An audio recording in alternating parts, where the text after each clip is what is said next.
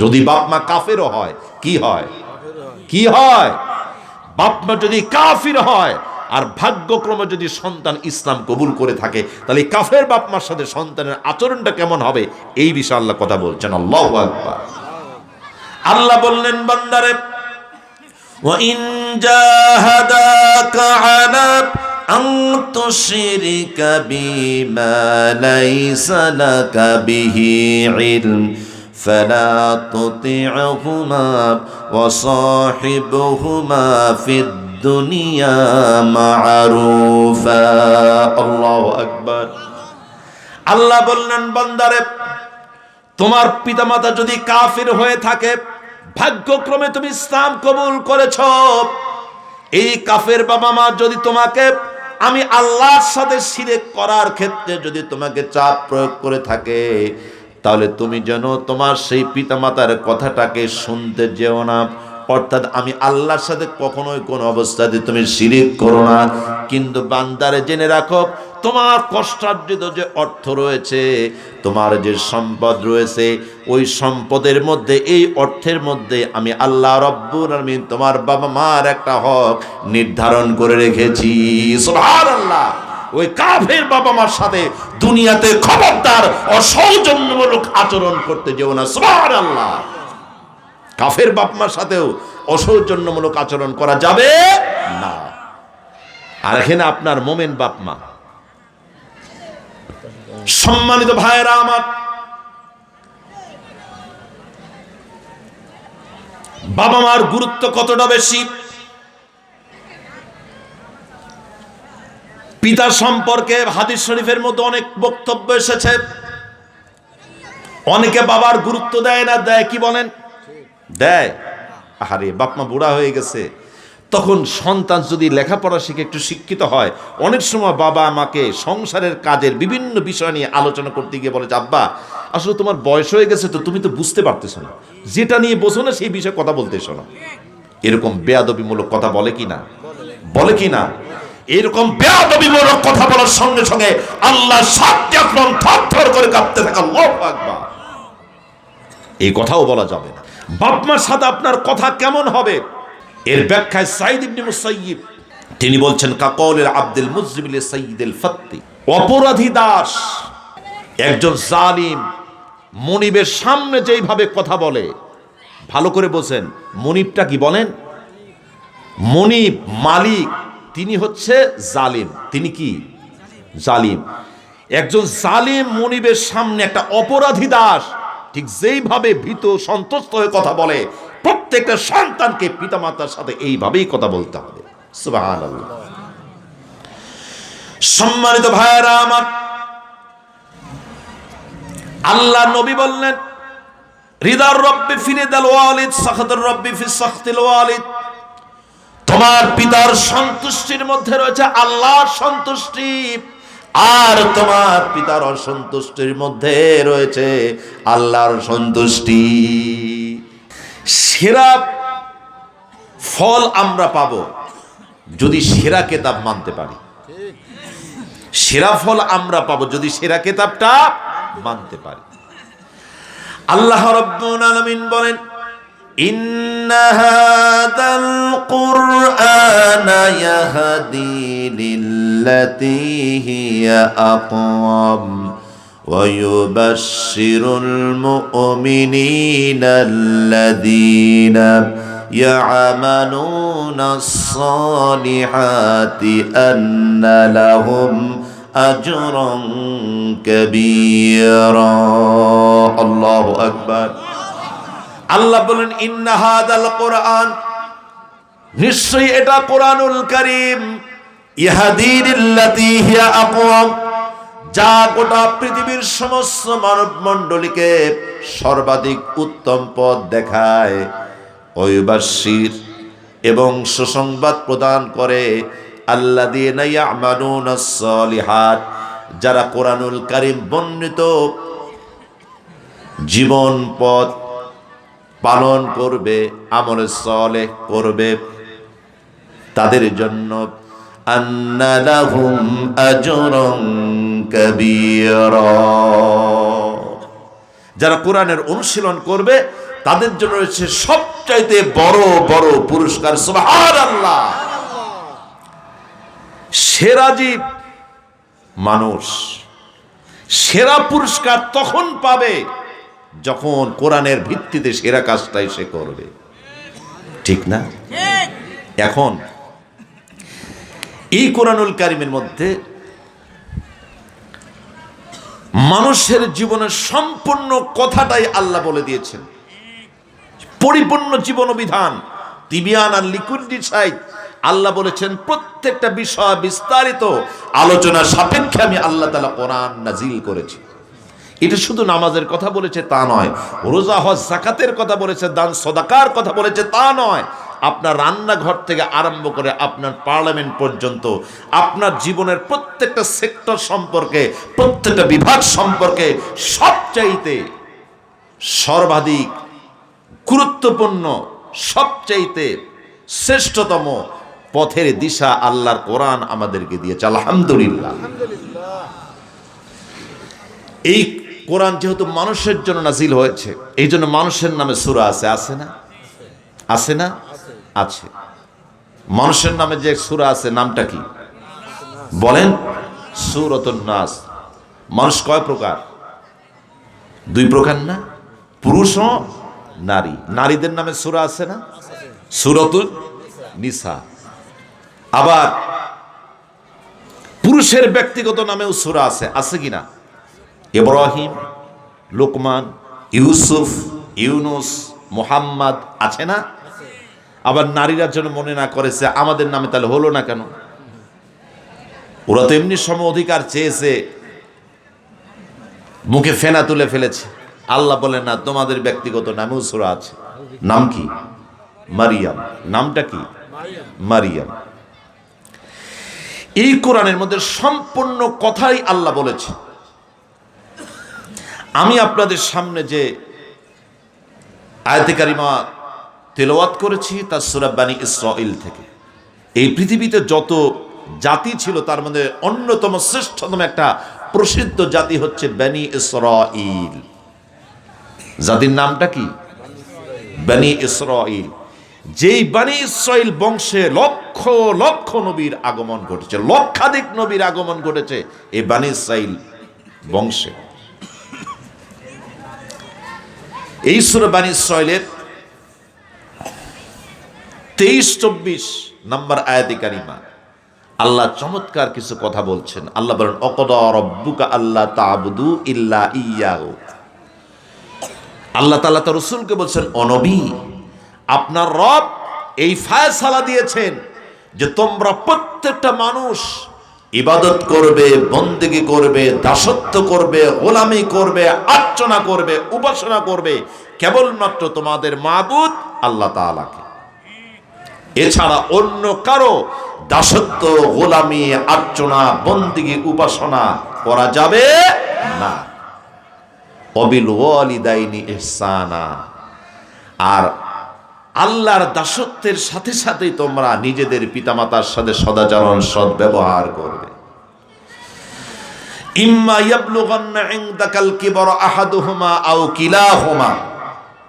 হে আমার বান্দা, তোমার জীবদ্দশায় যদি তোমার পিতামাতার মধ্যে থেকে উভয়জন অথবা একজন যদি বেঁচে থাকেন, ফালা তাকুল্লাহুমা উফফিন ওয়ালা তানহারহুমা, তাহলে তাদের সাথে সমাজ জামাত করতে গিয়ে, তাদের সেবা শুশ্রূষা করতে গিয়ে খবরদার বিরক্ত হয়ে উফ শব্দটাও উচ্চারণ করবে না।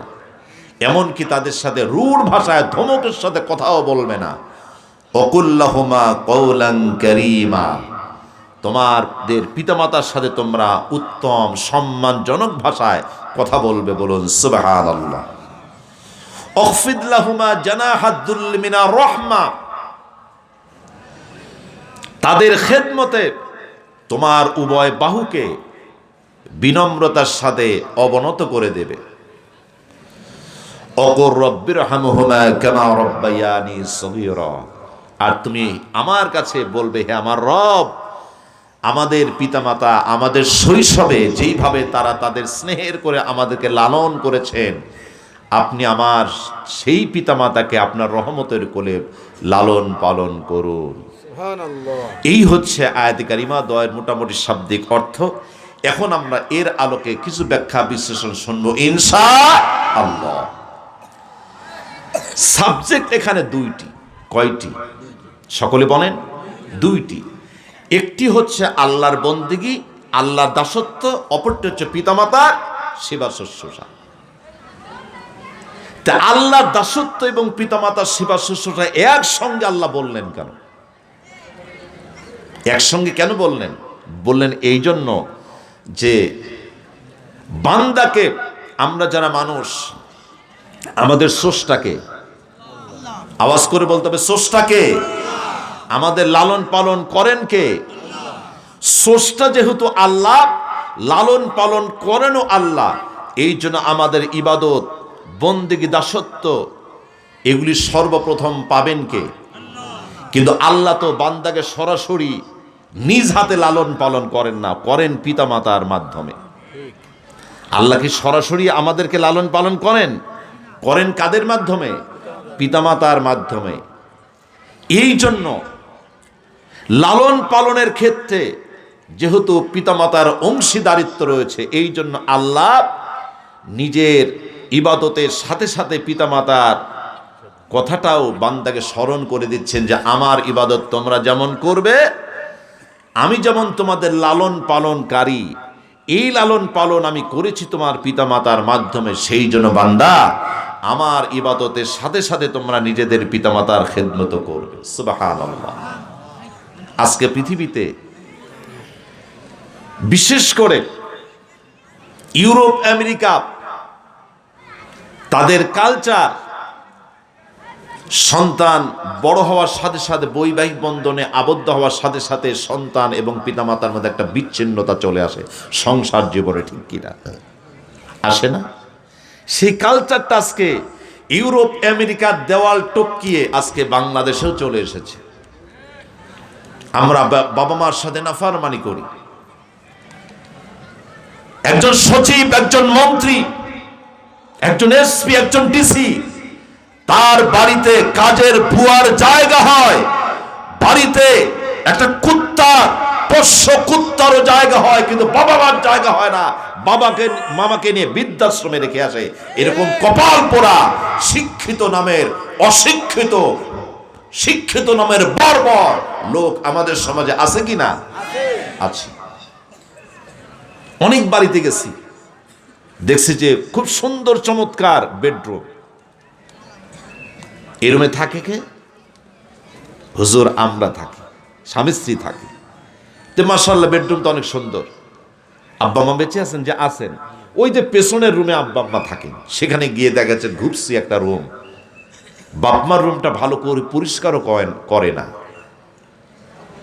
বিছানাটাও পরিষ্কার করে না, বাড়ির একটা কোনায় আব্বা আম্মাকে রেখে দিয়েছে। এরকম কপাল পোড়া মুসলমান আছে কি না? আছে কি না? আছে। কত বড় নাফরমানি! আপনি নামাজ, রোজা, হজ, যাকাত, তাসবিহ, তাহলিল, দান, সদকা করে গোটা দুনিয়াতে যদি দাতা হাতান তাইও আপনি হয়ে থাকেন, আর বাবা মা যদি আপনার প্রতি নাখোশ থাকে, কিয়ামতের কঠিন ময়দানে আল্লাহ জান্নাতের সমস্ত দুয়ার আপনার জন্য বন্ধ হয়ে যাবে, ঠিক কি? জাহান্নামের সব দুয়ার খুলে যাবে। এই যে মানুষ, আমরা মানুষ এসেছি বাবা মার মাধ্যমে, ঠিক না? বাপ মার প্রতি শ্রদ্ধা ভক্তি যেন নষ্ট হয়ে যায়, সেই জন্য আজকে পাঠ্যপুস্তকেও মানুষের আদি ইতিহাসটাকে আজকে পরিকল্পিতভাবে মুছে দেওয়া হয়েছিল। গত পাঠ্যপুস্তকে মানুষের আদি জন্ম উৎস সম্পর্কে বিবর্তনবাদ নামে একটা মতবাদ স্কুল কলেজের বই পুস্তকে সংযোজন করা হয়েছিল। বাংলাদেশের আলেমদের প্রতিবাদের মুখে পড়ে সেটা গত সরকার পাঠ্যপুস্তক থেকে সেটা বাদ দিতে বাধ্য হয়েছে। আল্লাহু আকবার। তারা বলেছিল যে মানুষ, আমরা যারা মানুষ, আমরা আদম সন্তান নয়, আমরা এসেছি বানর, ওরাং ওটাং আর শিবপাঞ্জি থেকে।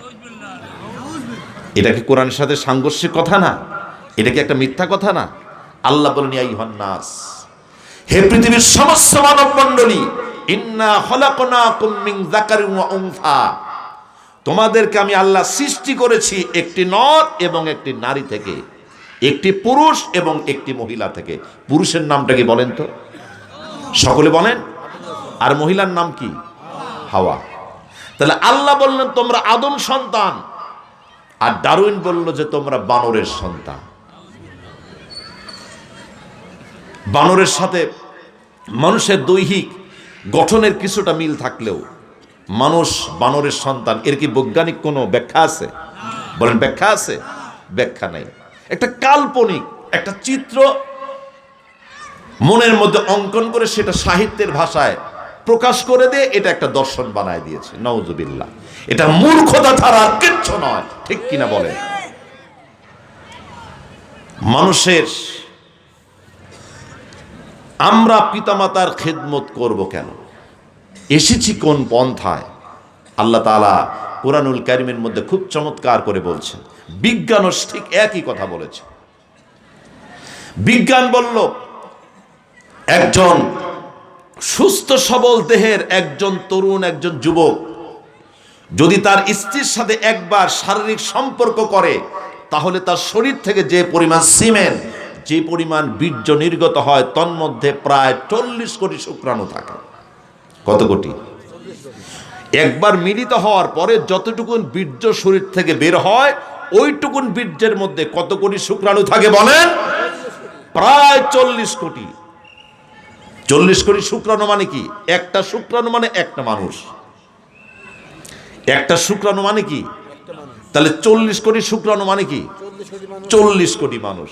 তার মানে ওইটুকুন, যুক্তি মতে ওইটুকুন বীর্য ধারণ ক্ষমতা যদি পৃথিবীর নারীদের পেটে থাকতো, তাহলে প্রত্যেকটা গর্ভপাতের সময় এক একজন মা 40 কোটি করে সন্তান জন্ম দিতে পারত। আল্লাহু আকবার। সম্মানিত ভাইয়েরা আমার, পিতার পৃষ্ঠদেশ এবং মায়ের বক্ষপিঞ্জর থেকে সবেগে নির্গত সেই 2 ফোঁটা পানি, সেই সামান্য পানিটুকুন যার মধ্যে প্রায় 40 কোটি শুক্রাণু রয়েছে, এই 40 কোটি শুক্রাণু মাতৃজরায়ুর দিকে পাগলের মতো ছুটতে থাকে। বেঁচে থাকে মাত্র 300 থেকে 500 শুক্রাণু। আর ছুটে চলার পথে ক্লান্ত হয়ে, পরাজিত হয়ে বাকি সমস্ত শুক্রাণুগুলি মৃত্যুবরণ করে। যেই 300 থেকে 500 শুক্রাণু মাতৃজরায়ুর নিকটবর্তী হতে পারল, ডিম্বাণুর কাছে যেতে পারল, এদের মধ্য থেকে শুধু একটা সৌভাগ্যবান শুক্রাণু ডিম্বাণুর উপরে আসন গ্রহণ করতে পারে। আল্লাহু আকবার। যে শক্তিশালী শুক্রাণুটা ডিম্বাণুর উপরে আসন গ্রহণ করতে পারলো, সেটা আর কেউ নন, সেটাই হচ্ছেন আপনি, সেটাই হলাম আমি, সেটাই হলাম আমরা সকলে। সুবহানাল্লাহ। তাহলে এবার আল্লাহর লালন পালনটা কেমন করে করছেন আপনি লক্ষ্য করেন। কেন আল্লাহর ইবাদত করবেন আপনি? কেন পিতামাতার খেদমত করবেন আপনি? বিজ্ঞান কি বলল দেখেন। যখন আমি বীর্যের মধ্যে শুক্র আকারে ছিলাম, তখন কি আমাদের মাথা ছিল? আওয়াজ করে বলতে হবে, মাথা ছিল? হাত পা ছিল? চোখ ছিল? আমাদের কোনো শিক্ষা দীক্ষা প্রশিক্ষণ ছিল? আমাদের হাতে কি কোনো ম্যাপ ছিল? কোনো কম্পাস ছিল? তাহলে ডিম্বাণু কোথায় আছে? দৌড় শুরু করলাম ডিম্বাণুকে লক্ষ্য করে মাতৃজরায়ু পথে। সাথে আছে কত কোটি ভাই বোন? কত কোটি ভাই বোন? 40 কোটি ভাই বোন। 40 কোটি ভাই বোন যখন একসঙ্গে দৌড়ের প্রতিযোগিতা করেছিলাম, তখন আমাদের মাথা ছিল না, হাত ছিল না, পা ছিল না, আমাদের কোনো বিদ্যা ছিল না, প্রশিক্ষণ ছিল না, বুদ্ধি ছিল না, আমাদের হাতে কোনো ম্যাপ ছিল না, কম্পাস ছিল না, কিচ্ছু ছিল না। সঠিক গন্তব্যে যাত্রা করে ডিম্বাণুর উপরে আসন গ্রহণ করা এবং 40 কোটি ভাই বোনকে পরাজিত করে আমাকে ওই দিন বিজয়ের মালা আমাদের গলায় কে পড়ে দিয়েছিলেন? আল্লাহ। ইবাদত হবে কার? আল্লাহ। প্রশংসা হবে কার? আল্লাহ। আল্লাহ। আল্লাহ রাব্বুল আলামিন বললেন, বান্দা فإنا خلقناكم من تراب ثم من نطفة ثم من علقة ثم من مضغة ثم من مضغة مخلقة وغير مخلقة لنبين لكم ونقر في الأرحام ما نشاء إلى أجل مسمى ثم نخرجكم طفلا الله أكبر আল্লাহ বলেন ফাইন্না খলাকনাকুম মিন তুরাব এটা হলো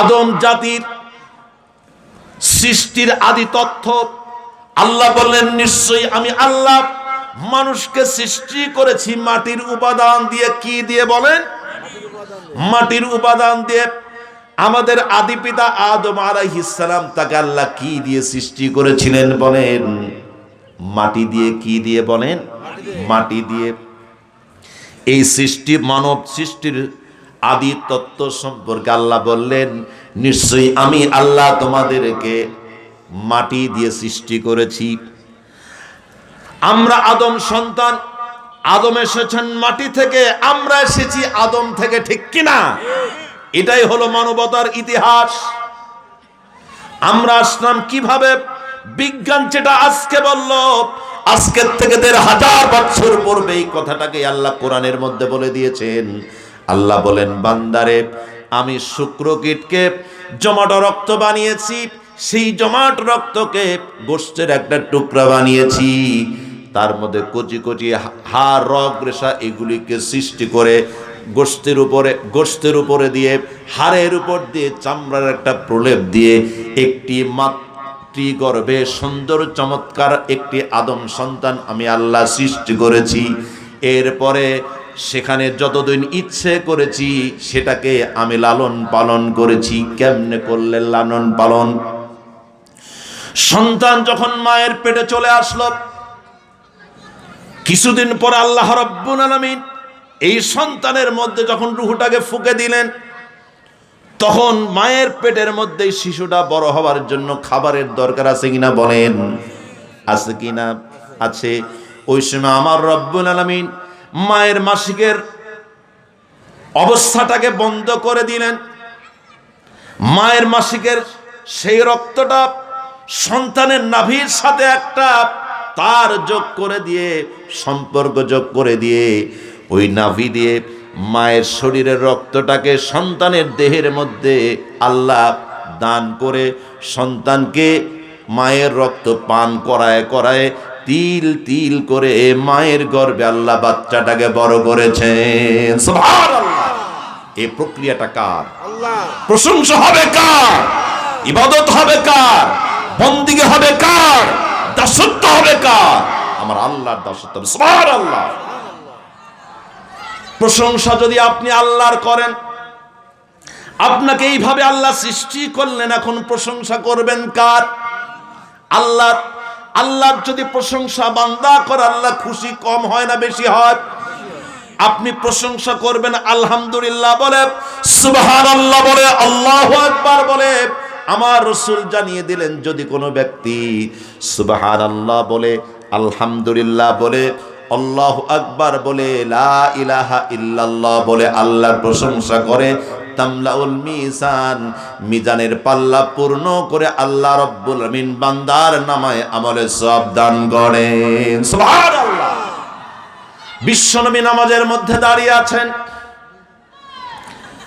রুকুতে আছেন আল্লাহর হাবিব রুকু থেকে যখন দাঁড়ালেন তখন বললেন সামিআল্লাহু লিমান হামিদা ইমাম সাহেব যখন রুকু থেকে দাঁড়ানোর সময় বলে সামিআল্লাহু লিমান হামিদা তখন আমরা কি বলি বলেন রব্বানা লাকাল হামদ অর্থটা কি হে আমার রব লাকাল হামদ সমস্ত প্রশংসা আপনার জন্য এখানে প্রশংসা করেছি কার আল্লাহ একজন সাহাবী আল্লাহর প্রশংসা একটু বৃদ্ধি করে বললেন তিনি আরো বললেন হামদান কাসীরান তাইয়্যিবান মুবারাকান ফীহি বরকতপূর্ণ পবিত্রতম প্রশংসা কেবলমাত্র আল্লাহর জন্য।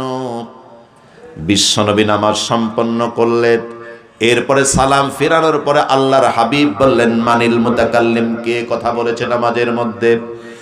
অতিরিক্ত তাসবিহটা কে আদায় করেছে? একজন সাহাবী হাত উঁচু করে বললেন, আনা আনা, আমি পড়েছি। এমন সময় বিশ্বনবী বললেন, হে আমার সাহাবেরা, তোমরা দেখতে পারো নাই, কিন্তু আমি বিশ্বনবী দেখেছি। আল্লাহর এই বান্দাটা নামাজের মধ্যে আল্লাহর প্রশংসা একটু বেশি করে করার কারণে আমি লক্ষ্য করে দেখলাম 30 জনের অধিক ফেরেশতা প্রতিযোগিতা করে তার নামায় আমলে বেশি বেশি করে সওয়াব লিপিবদ্ধ করতেছে। সুবহানাল্লাহ। বিশ্বনবী আরো বললেন, একজন ব্যক্তি আল্লাহর প্রশংসা করলে এইভাবে, ইয়া রাব্বি লাকাল হামদু কামা ইয়ানবাগি লিজালালি ওয়াজহিকা ওয়া আযীমি সুলতানিক। এখানে প্রশংসা হয়েছে কার বলেন? আল্লাহর। এই প্রশংসা করার কারণে আল্লাহর হাবিব বললেন, সঙ্গে সঙ্গে ফেরেশতারা কিংকর্তব্য বিমূঢ় হয়ে কলম থামিয়ে দাঁড়িয়ে আছে। সওয়াব কতটুকুন লিখবে আন্দাজ করতে পারছে না। তখন ফেরেশতারা আল্লাহর কাছে জানতে চাইল, রব্বুল আলামিন, আপনার বান্দা এই শব্দ, এই কালেমা পড়ে আপনার প্রশংসা করেছে, সুতরাং বান্দার নামায় আমলে কতটুকু সওয়াব লিপিবদ্ধ করব আপনি বলে দেন। আমার আল্লাহ বললেন, ও আমার ফেরেশতা, এর সওয়াব এতটাই বেশি হবে, আমার বান্দা যেই কালেমার বিনিময়ে, যেই কালেমার মাধ্যমে আমার প্রশংসা করেছে, আমার বান্দার নামায় আমলের সেই কালেমাটুকুন তোমরা লিপিবদ্ধ করে রাখো। কিয়ামতের কঠিন ময়দানে বান্দার জান্নাতে যাওয়ার জন্য যেই যতটুকুন পরিমাণ সওয়াব দরকার, আমার বান্দার নামায় আমলে ততটুকু সওয়াব দিয়ে আমি আল্লাহ ভরপুর করে দেব। বলুন সুবহানাল্লাহ। তাহলে প্রশংসা হবে কার? ইবাদত হবে কার? বন্দিকে হবে কার? আমাদেরকে খাওয়ান কে? পড়ান কে? রিজিক দেন কে? সূরা কুরাইশ মুখস্থ আছে না? আছে না? এই সূরা কুরাইশের মধ্যে আল্লাহ বললেন, ফালিয়াবুদু রাব্ব হাদাল বাইত আল্লাযী আত'আমাহুম মিন জু'ইন ওয়া আমানাহুম মিন খাউফ। আল্লাহু আকবার। আল্লাহ বললেন, এই ঘরের যিনি মালিক, এই বাইতুল্লাহর যিনি মালিক, ওই আল্লাহর বندگی তোমরা সকলেই করবে। আল্লাহ রাব্বুল আলামিন তোমাদের যখন ক্ষুধা লাগে, তোমাদের ক্ষুধা লাগলে যে আল্লাহ তোমাদেরকে খাওয়ান, তোমাদের ভীতি সন্তুষ্টতার সময় যেই আল্লাহ তোমাদেরকে বাঁচান, ওই আল্লাহর বندگی, আল্লাহর দাসত্ব তোমরা করো। বলুন সুবহানাল্লাহ। আল্লাহু আকবার। তাহলে আল্লাহর বندگির সাথে সাথে খেদমত হবে কার? বলেন বলেন। বাবা মার। আল্লাহর বندگির সাথে সাথে খেদমত হবে কার? বাবা মার। কেন হবে? দ্বীনি ভাইয়েরা আমার, আমাদের প্রত্যেকের জন্য আব্বা আম্মার কষ্ট কম না বেশি? সকলে বলেন বেশি। আহা কি কষ্ট! সন্তান যখন মায়ের পেটে চলে আসে, তখন কি মায়েরা আর কি খাবার খেতে পারে ঠিক মতো? বলেন। সন্তান যখন মায়ের পেটে চলে আসলো, তখন মায়ের বমি বমি হয়, খাবার খেতে পারে না। সামনে যেই খাবার দেওয়া হয়, ওই খাবার দেখলে মায়ের বমি চলে আসে। সংসারের যাবতীয় কাজ মাকেই করতে হয়। সংসারের যাবতীয় কাজকর্ম করার পরে সকলকে খেতে দেয় মা। সকলের খাওয়া পড়ার পরে সকলের শেষে পাতিলের সেই পোড়া ভাত, সেই তরকারির শেষ অংশটুকুন, যেখানে ভালো গোশও নাই, ভালো মাছও নাই, ওইটুকুন মা নিয়ে সকলের সাথে খেতে বসে। ঠিক কিনা বলেন? সকলের শেষে খেতে বসলো, কিন্তু খেতে পারলো না। সন্তান পেটের মধ্য থেকে নড়াচড়া করে, মায়ের কষ্ট হয়, ব্যথা লাগে। মা একবার দাঁড়ায়, একবার বসে, একবার দেওয়ালের সাথে হেলান দিয়ে দাঁড়ায়, স্বাভাবিক থাকতে পারে না মা। সকলেই রাতের বেলাতে ঘুমিয়ে যায়, কিন্তু মা ঘুমাতে পারে না। এইভাবে মায়ের কষ্টের পর কষ্ট সহ্য করে সন্তানকে পেটের মধ্যে লালন পালন করতে হয়। এই জন্য আল্লাহ রাব্বুল আলামিন বললেন, وَوَصَّيْنَا الْإِنسَانَ بِوَالِدَيْهِ إِحْسَانًا حَمَلَتْهُ أُمُّهُ كُرْهًا وَوَضَعَتْهُ كُرْهًا وَحَمْلُهُ وَفِصَالُهُ 30 شهرا আল্লাহু আকবার। আল্লাহ বললেন, আমি আল্লাহ মানুষকে উপদেশ দিয়েছি, হে মানুষেরা, তোমরা তোমাদের পিতামাতার সাথে সদাচরণ করো, সদ্ব্যবহার করো। তার কারণ তোমার মা কষ্টের পর কষ্ট সহ্য করে তোমাকে গর্ভে ধারণ করেছে। তোমাকে গর্ভে ধারণ এবং গর্ভপাত করিয়ে দুধ পান ত্যাগ করাতে সময় লেগেছে 30টি মাস। আল্লাহু আকবার। পৃথিবীতে যখন সন্তান প্রসব হয়, ডেলিভারির সময় যখন হয়, আহারে মায়ের পেটে একটা জীবন্ত মানুষের পেটে একটা জীবন্ত সন্তান, 8 মাস 7 মাস 10 মাস ধরে এই সন্তানকে সে তিল তিল করে বড় করেছে পেটের মধ্যে। যেই দিন ডেলিভারির প্রসব যন্ত্রণা উঠল মায়ের, শরীরের অবস্থা এতটা খারাপ হয়ে গেছে, বেহাল দশা হয়ে গিয়েছে মায়ের। মন তার বারবার বলে দিচ্ছে স্বাদের সংসারে বোধহয় ফিরতে পারবো না। ডেলিভারি হসপিটালে যাওয়ার আগে মা বাড়ির প্রত্যেকটা সদস্যর কাছ থেকে মাপ চেয়ে বিদায় নেয়, নেয় কিনা বলেন? নেয়।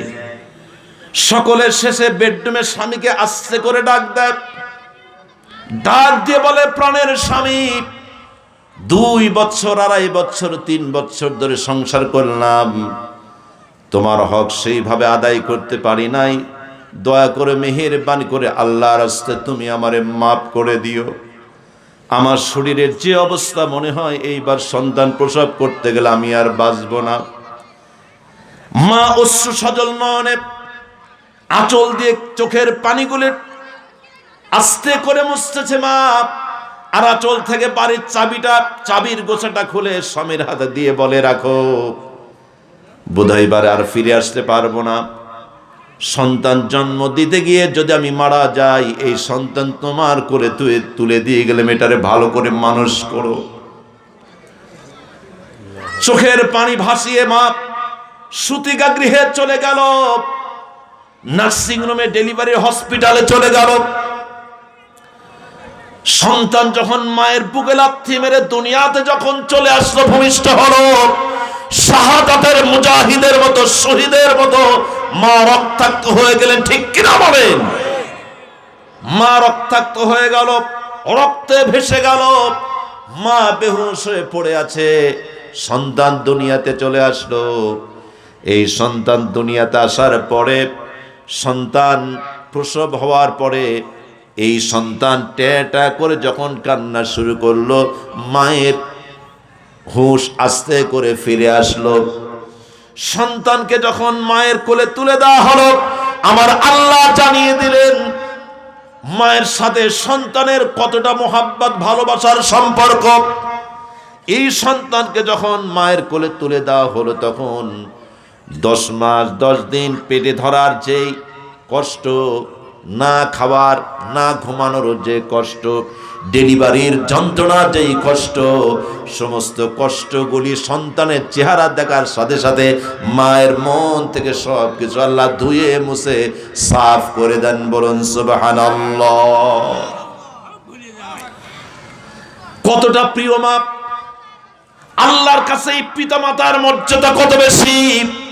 লক্ষ্য করে রাখো মুসলমান, আজকে তোমার শালীর জায়গা হয় তোমার বাড়িতে, তোমার শ্বশুর বাড়ির প্রত্যেকটা মানুষের জায়গা হয় তোমার বাড়িতে। তোমার বন্ধু বান্ধব এসেছে, তোমার বাড়ির সবচাইতে ভালো বিছানা তুমি তাদের জন্য বিছিয়ে দাও। আর কুড়ে ঘরের মধ্যে বাবা মাকে অবহেলায় অযত্নে তুমি ফেলে রাখো, নাফরমান কোথাকার, তোমার নামাজ রোজা ইবাদত বন্দেগী কিচ্ছু আল্লাহ কবুল করবেন না। আল্লাহ কত বড় সতর্কতা সংকেত জানিয়ে দিয়েছেন এই কোরআনের মধ্যে। সূরা লোকমানের 15 নম্বর আয়াত। আল্লাহ কি তথ্য দিচ্ছেন আপনি শুনে রাখেন। যদি বাপ মা কাফেরও হয়, কি হয়? কি হয়? বাপ মা যদি কাফির হয় আর ভাগ্যক্রমে যদি সন্তান ইসলাম কবুল করে থাকে, তাহলে কাফের বাপ মার সাথে সন্তানের আচরণটা কেমন হবে এই বিষয়ে আল্লাহ কথা বলছেন। আল্লাহু আকবার। আল্লাহ বললেন বান্দারে, وَإِن جَاهَدَاكَ عَلَىٰ أَن تُشْرِكَ بِمَا لَيْسَ لَكَ بِهِ عِلْمٌ فَلَا تُطِعْهُمَا وَصَاحِبْهُمَا فِي الدُّنْيَا مَعْرُوفًا। আল্লাহু আকবার। আল্লাহ বললেন বান্দারে, তোমার পিতামাতা যদি কাফির হয়ে থাকে, ভাগ্যক্রমে তুমি ইসলাম কবুল করেছ, এই কাফের বাবা মা যদি তোমাকে আমি আল্লাহর সাথে শিরক করার ক্ষেত্রে যদি তোমাকে চাপ প্রয়োগ করে থাকে, তাহলে তুমি যেন তোমার সেই পিতামাতার কথাটাকে শুনতে যেও না। অর্থাৎ আমি আল্লাহর সাথে কখনোই কোনো অবস্থাতে তুমি শিরক করো না। কিন্তু বান্দারে জেনে রাখো, তোমার কষ্টার্জিত যে অর্থ রয়েছে, তোমার যে সম্পদ রয়েছে, ওই সম্পদের মধ্যে, এই অর্থের মধ্যে আমি আল্লাহ রব্বুল আলামিন তোমার বাবা মার একটা হক নির্ধারণ করে রেখেছি। সুবহানাল্লাহ। ওই কাফের বাবা মার সাথে দুনিয়াতে খবরদার অসৌজন্যমূলক আচরণ করতে যেও না। সুবহানাল্লাহ।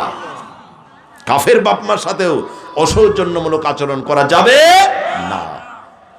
আর এখানে আপনার মোমেন বাপ মা। সম্মানিত ভাইয়েরা আমার,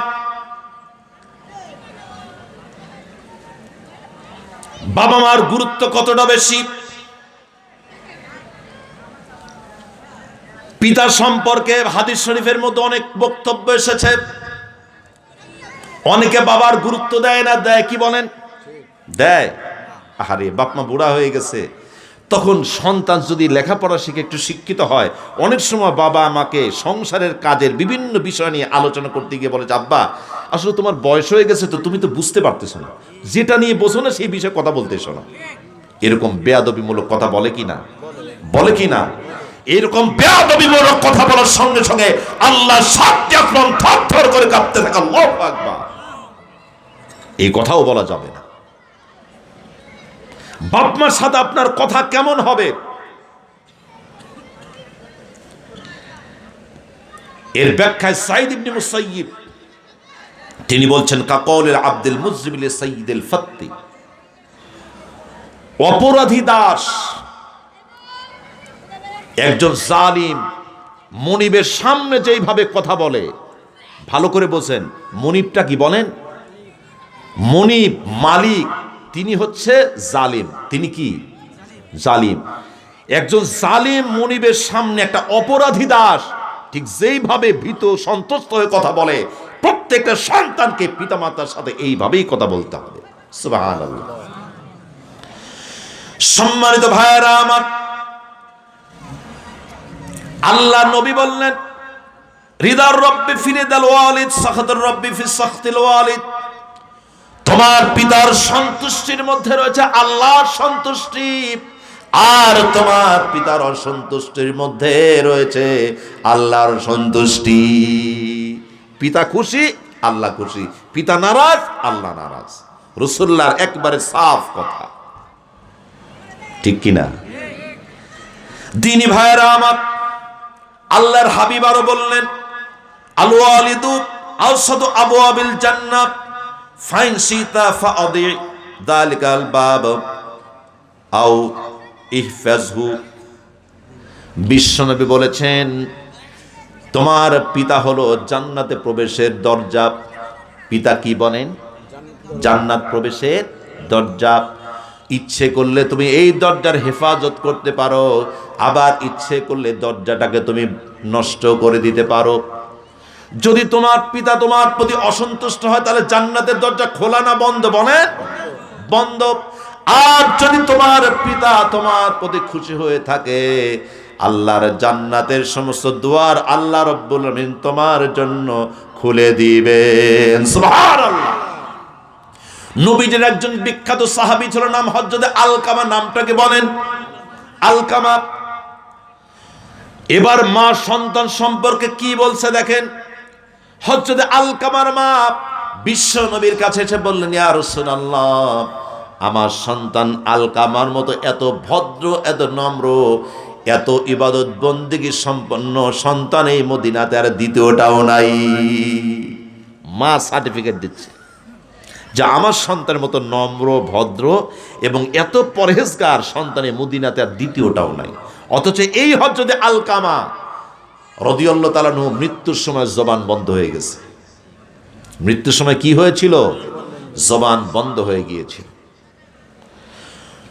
নবীজিকে এসে হযরত বেলাল বললেন, ইয়া রাসূলুল্লাহ, আপনার সাহাবী আলকামা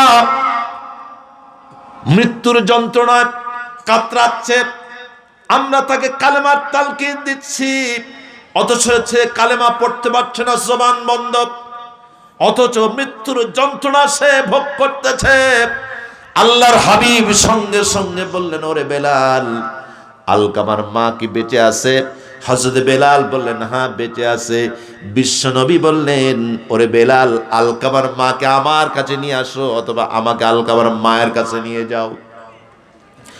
হযরত আলকামার মা খবর পেয়ে বিশ্বনবীর কাছে চলে আসলেন ছুটে। বিশ্বনবী প্রশ্ন করলো, আলকামার মা, তোমার সন্তান আলকামা কেমন?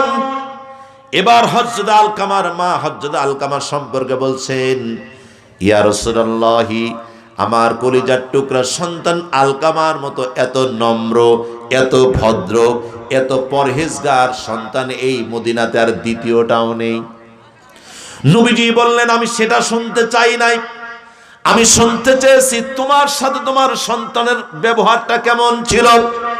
এই কথা বলার সঙ্গে সঙ্গে হযরত আলকামার মা মুখটাকে মলিন করে ফেললেন, বললেন, ইয়া রাসূলুল্লাহ, একটা কারণে আমার কলিজার টুকরা সন্তান আলকামার উপরে আমি একটু রূঢ় হয়ে আছি, একটু অসন্তুষ্ট হয়ে আছি। কারণটা কি? হযরত আলকামার মা বলেন, ইয়া রাসূলুল্লাহ, আমার সন্তান যতদিন অবিবাহিত ছিল ততদিন পর্যন্ত আমার সন্তান বাড়ির বাইরে গেলে আমাকে বলে যেত, বাড়িতে ফিরে আসলে সর্বপ্রথম আমার সাথে দেখা করে সে তার নিজের কামরায় প্রবেশ করত।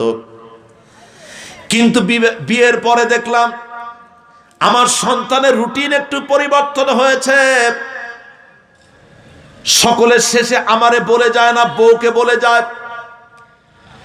বাড়িতে আসার পরে সর্বপ্রথম আমার সাথে দেখা করে না, সর্বপ্রথম তার স্ত্রীর কামরায় যায়, এরপরে আমার কামরায় আসে।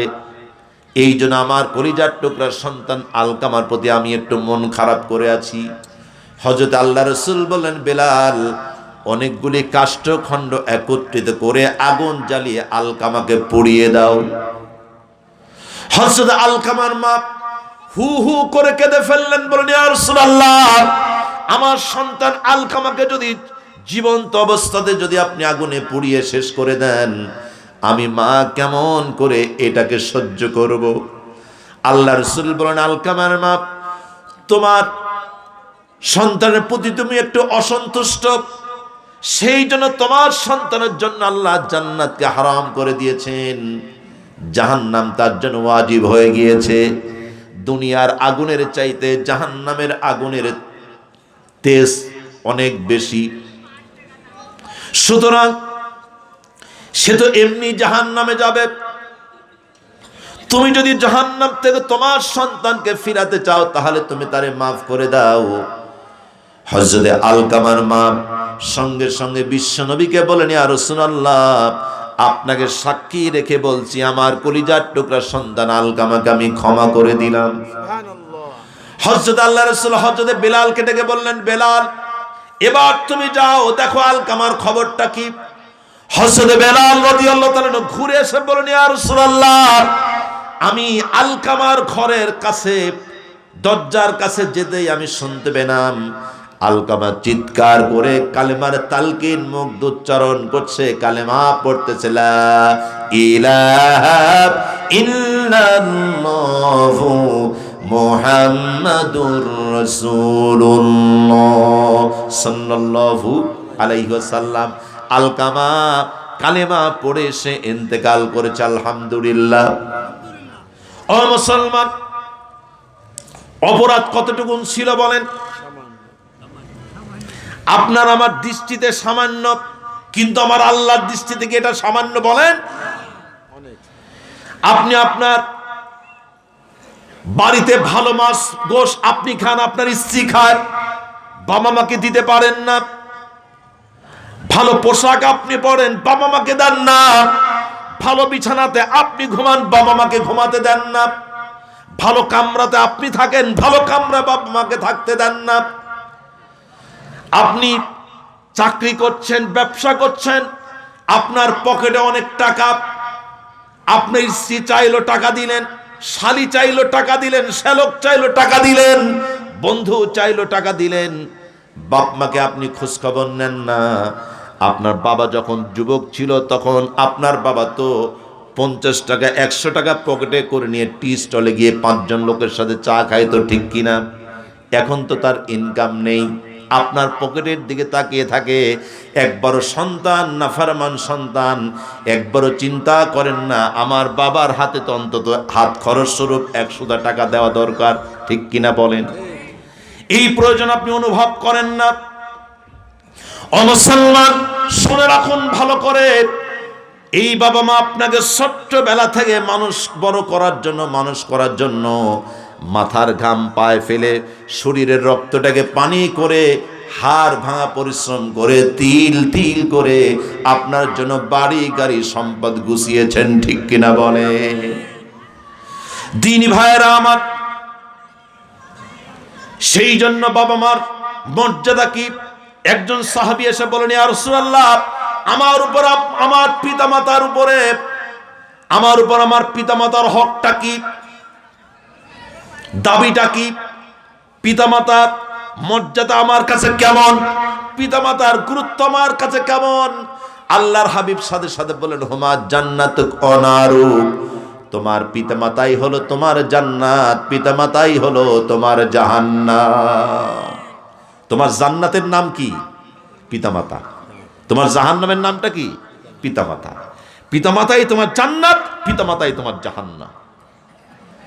ইচ্ছে করলে জান্নাত কামাই করতে পারো, ইচ্ছে করলে জাহান্নামটাও কামাই করতে পারো। যদি পিতামাতা খুশি হয়, আল্লাহর 8টা জান্নাতের সব দর আল্লাহ খুলে দেবেন, সুবহানাল্লাহ। আর পিতামাতা যদি অসন্তুষ্ট হয়, তাহলে জান্নাতের সমস্ত দুয়ার বন্ধ হয়ে যাবে, জাহান্নামের দুয়ারগুলি খুলে যাবে, ঠিক কিনা? সম্মানিত ভাইয়েরা আমার, একজন সাহাবী এসে বলেন, ইয়া রাসূলুল্লাহ, আমি জিহাদের ময়দানে যেতে চাই। আল্লাহ নবী বললেন, আলাকা ওয়ালিদান, তোমার কি পিতামাতা বেঁচে আছে নাকি? ক্বালা নাআম, সাহাবী বললেন, ইয়া রাসূলুল্লাহ, আমার পিতামাতা বেঁচে আছে। নবীজি বললেন, ফাফিহিমা ফাজাহিদ, তোমার পিতামাতার কাছে যাও, খেদমত করো, এটাই তোমার জন্য জিহাদ। বলুন সুবহানাল্লাহ। হাজিমা নামক আরেকজন সাহাবী চলে আসলেন, বললেন, ইয়া রাসূলুল্লাহ, জিহাদে যদি যেতে পারি, আল্লাহর জন্য যদি জীবন দিতে পারি, তাহলে বিনা হিসাবে আল্লাহ আমাকে জান্নাত দান করবেন। বিনা হিসাবে জান্নাত যাওয়ার একটা সুসংবাদ আমার জন্য রয়েছে, যদি আমি জিহাদে গিয়ে শাহাদাত বরণ করতে পারি। সুতরাং রাসূল, আপনি আমার জিহাদে যাওয়ার পারমিশন দান করুন। বিশ্বনবী বললেন, তোমার কি মা বেঁচে আছে? ক্বালা নাআম, তিনি বললেন, হ্যাঁ, আমার মা বেঁচে আছে। বিশ্বনবী বললেন, চলে যাও বাড়ি, ইযহাব ফাআকরিমহা ফাইনাল জান্নাতা তাহতা রিজলাইহা, চলে যাও বাড়ি, তোমার মায়ের খেদমত করো, নিঃসন্দেহে আল্লাহর 8টা জান্নাত তোমার মায়ের 2 পায়ের নিচে। সুবহানাল্লাহ, আল্লাহর 8টি জান্নাত তোমার মায়ের পায়ের নিচে। আল্লাহু আকবার। কি মর্যাদা, কি শান আল্লাহ তাআলা পিতামাতাকে দিয়েছে। বুখারীর হাদিস, বিশ্বনবী বলেছেন, বনি ইসরায়েলে একজন আবেদ ছিল, নাম হলো জুরাইজ। নামটা কি? জুরাইজ। নাম কি বলেন? জুরাইজ, একজন আবিদ। আল্লাহর এত বড় একজন আশিক ছিল, এত ইবাদত বন্দেগী করতো, সে বাড়ি থেকে একটু দূরে একটা ইবাদতের একটা ঘর মাটি দিয়ে তৈরি করে রেখেছিল। তার সারাদিন কাজ হচ্ছে নামাজ পড়া, সারা রাত কাজ হচ্ছে নামাজ পড়া। সারাদিনে শুধু নফল নামাজ, সারা রাত ধরে তাহাজ্জুদ, দিনের বেলা নফল রোজা। এত আল্লাহর মুখলেস একজন ইবাদতকারী বান্দা ছিলেন হযরত জুরাইজ। দ্বীনি ভাইয়েরা আমার, হাদিস শরীফের মধ্যে এসেছে একদিন হযরত জুরাইজের মা একটা প্রয়োজনের সন্তানের কাছে চলে আসলো। এসে বাহির থেকে ডাক দিল, জুরাইজ, বাবা তুমি আছো নাকি? ওই সময় হযরত জুরাইজ তিনি নামাজরত অবস্থায় ছিলেন, নামাজের মধ্যে দাঁড়িয়ে আছেন। নামাজটা ছিল নফল নামাজ। কি নামাজ বলেন? কি নামাজ?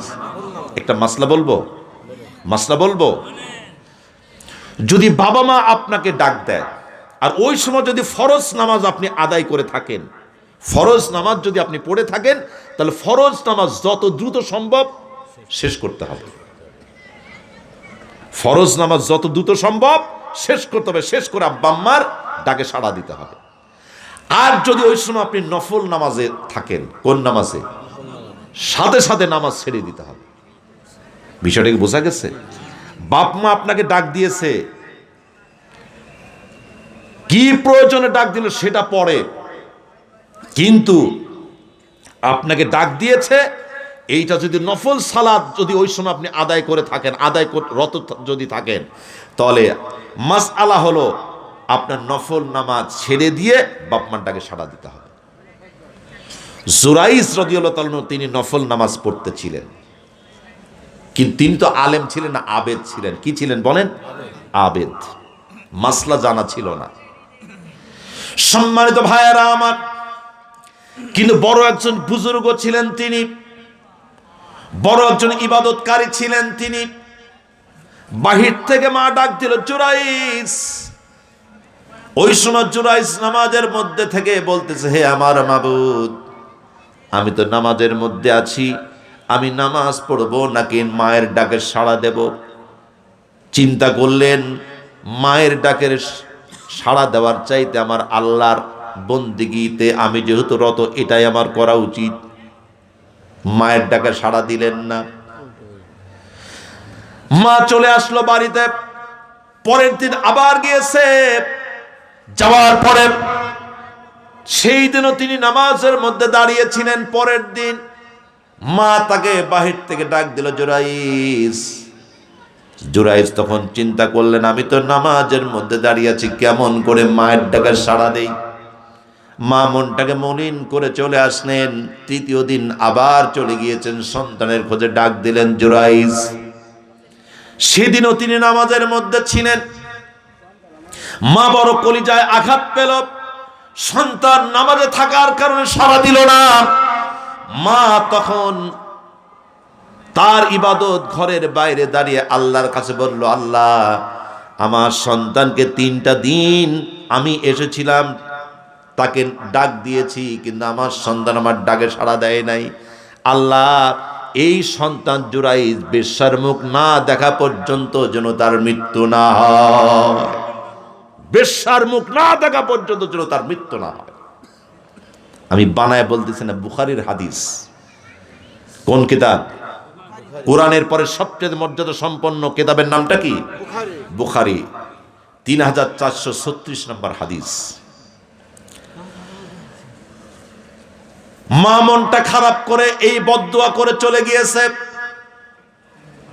ঠিক কয়েকদিন পরে ওই এলাকার সবচাইতে রূপসী একটা বেশ্যা, একটা পতিতা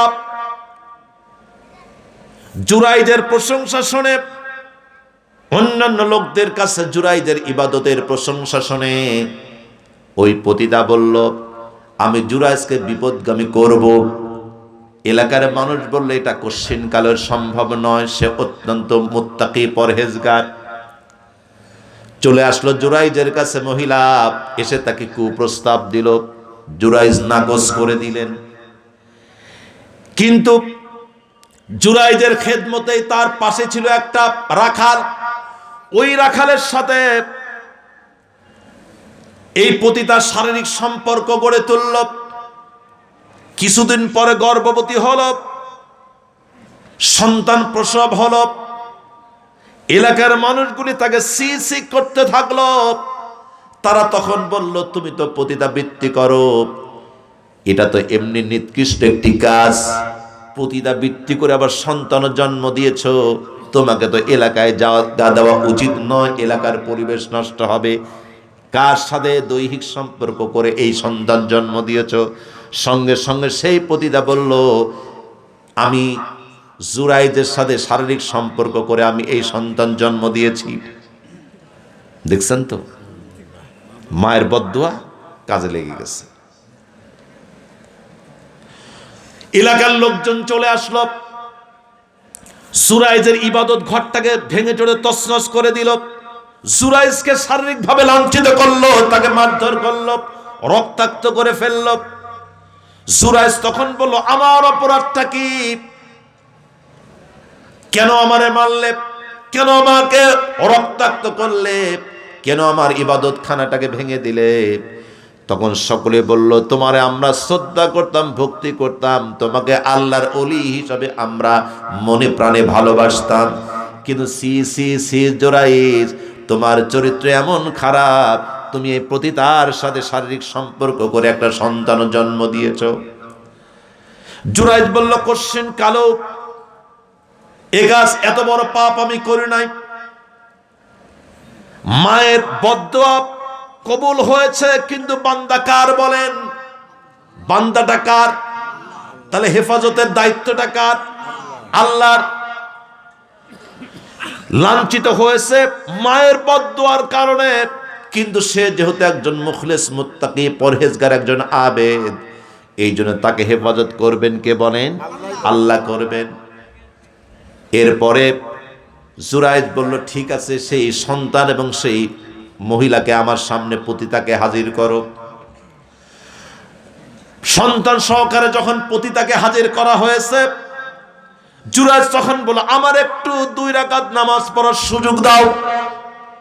ওযু করলেন, 2 রাকাত নফল নামাজ পড়লেন। এরপরে এই সন্তানকে টোকা মেরে বলল, হে গোলাম, হে ছোট্ট বালক, হে দুধের শিশু, এবার তোমার জবান খুলে যাক আল্লাহর নামে, তুমি তোমার পিতার পরিচয়টা খুলে বলে দাও।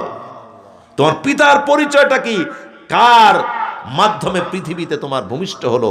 কে তোমার অবৈধ পিতা সেটা বলো। তখন বলল, অমুক রাখাল, তার সাথে আমার মায়ের অবৈধ সম্পর্ক হয়েছে, তার ফসল আমি। প্রমাণ হয়ে গেল হযরত জুরাইজ অন্যায় অপরাধ তিনি করেন নাই, কিন্তু মাঝখানে যে এই লাঞ্ছনার শিকার তিনি হয়েছেন, এই গঞ্চনার শিকার হলেন, এই যে মারটা খাইলেন, ইবাদত ঘরটা ভেঙে দেওয়া হলো, এলাকাতে যে তার একটা দুর্নাম রটে গেল, এটা কার কারণে বলেন? কার কারণে বলেন? মায়ের বদদুয়ার কারণে। বাপ মা যদি আপনার প্রতি খুশি থাকে, আল্লাহ আপনারে বাঁচিয়ে দেবেন। বুখারীর হাদিস, 3 জন লোক, 3 জন যুবক পাহাড়ি অঞ্চলের মধ্য দিয়ে, মরুভূমি পাহাড়ি অঞ্চলের মধ্য দিয়ে রওনা দিয়েছে। আশপাশে কোনো বাড়ি ঘর নাই, লোক জনবল কিচ্ছু নাই, একবারে লোকশূন্য জনশূন্য এলাকা। ঠিক এমন সময় প্রচণ্ড বালির ঝড় এবং বৃষ্টি যখন এলো, ঠিক ওই সময় এই 3টা যুবক বৃষ্টি থেকে, ঝড় থেকে নিজেদেরকে বাঁচানোর জন্য পাহাড়ের গুহায় গিয়ে আশ্রয় নিয়েছিল। পাহাড়ের গুহার মধ্যে যখন তার আশ্রয় নিল, এটাও বুখারীর হাদিস। ঠিক ওই সময় প্রচন্ড বর্ষণের কারণে, প্রবল বৃষ্টির কারণে পাহাড়ের চূড়া থেকে বিশাল একটার পাথর খণ্ড সেখান থেকে গড়ে এসে গুহার মুখটা একেবারে বন্ধ করে দিয়েছে। ঘুটঘুটে অন্ধকার রাত যেমন হয়, কালো গুহার ভিতরে অন্ধকারটাও এরকম কালো জমাটবদ্ধ হয়ে গিয়েছে। ঠিক এমন সময় এই তিনটা যুবক ওই গুহার মধ্যে থেকে একজন অপরজনকে আর দেখতে পায় না। তখন তারা চিন্তা করলো, এখানে যে আমরা বিপদে পড়ে আছি, চিৎকার করে আওয়াজ করে যদি আমরা সাহায্য সহযোগিতা চাই, কেউ আমাদের সাহায্য সহযোগিতায় এগিয়ে আসবে না। এখানে আমাদের এইভাবে মৃত্যুবরণ করতে হবে। এখান থেকে বাঁচাতে পারেন কেবলমাত্র আকাশ ও জমিনের মালিক আমাদের স্রষ্টা আল্লাহ। কে বাঁচাতে পারেন? কে বাঁচাতে পারেন?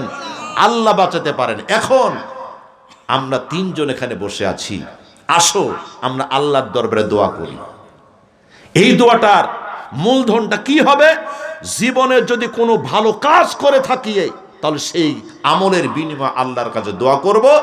আশা করি কাজটা যদি ভালো হয়ে থাকে, ইখলাসপূর্ণ হয়ে থাকে, তাহলে আল্লাহ তাআলা সেই আমলের বদৌলতে আজকে আমাদেরকে নাজাত দিয়ে দেবেন। সুবহানাল্লাহ।